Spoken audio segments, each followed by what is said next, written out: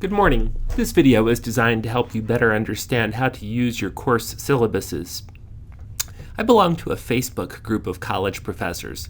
Yeah, we're old. We use Facebook. A while back, someone shared this meme and everyone had a good laugh. The reason is that from the professor's perspective, the course syllabus is the most important document of the course. It's like a contract that spells out exactly what your professor expects from you. And if you learn how to use it and read it, you'll be more successful in college. Every syllabus at Lenore-Rhine is required to have certain things, and they usually even tell you those things in the same order. Let's walk through some of those details. First, all syllabuses will have contact information for your professor. Here, you can see that the professor has an office in Lohr Hall, that she keeps office hours every Monday from 2 until 4, and that you can arrange other times to meet her by appointment. You should also notice that there is an email address, but no phone number, or at least you would see that if I had not redacted that information. That's a pretty good clue that emailing is going to be your best bet with this particular professor. Next, most syllabuses will have a section that tells you about the course. The course description will give you an overview, and it's a good place to start asking, is this a course I should be in? Of course, if it's a general education course, you may not have that choice. This section will also include prerequisites for the course, if there are any. Prerequisites are the courses that you must have already taken before enrolling in this course. You'll also see here student learning outcomes. Student learning outcomes are statements of what you should know or what you should be able to do once you've finished the course.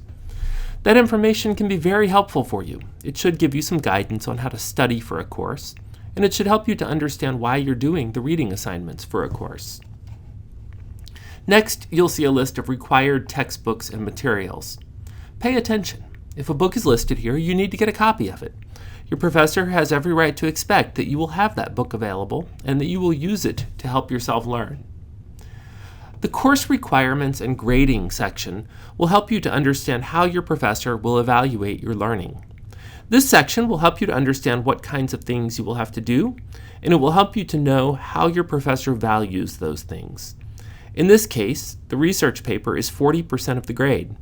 Clearly, the professor sees that project as being a very important part of the learning for students in the course. Often, as is the case here, this section will include more details about those assignments, as well as a grading scale. You should know that there is not a single standard grading scale at LR. While most faculty will use a 10-point scale like the one shown here, faculty are free to devise their own scales as they wish. There are a number of policies that are required in all LR syllabuses. You'll see information on what to do if you have a documented disability. You'll see information about LR's integrity policies. Your professors expect that you know these things because they're in the syllabus. Beyond those university policies, though, each professor may include in the syllabus additional policies that are specific to the course. Does your professor accept late work? Check the syllabus. Here you can see that the professor accepts late work only on major projects and only if requested ahead of time. Are you allowed to use your phone in class? Check the syllabus. These policies will help you know what your professor expects of you, and it will save you the potential embarrassment of emailing to ask if you can submit late work when the professor has already answered that question. Finally, all syllabuses will have some sort of schedule.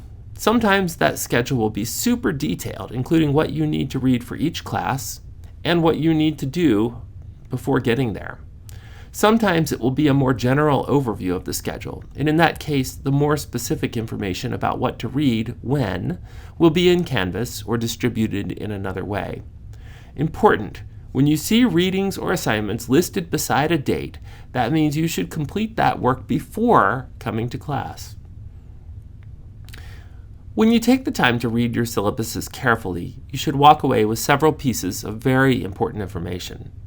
What will I be learning in this course? How might I best focus my efforts and my energy?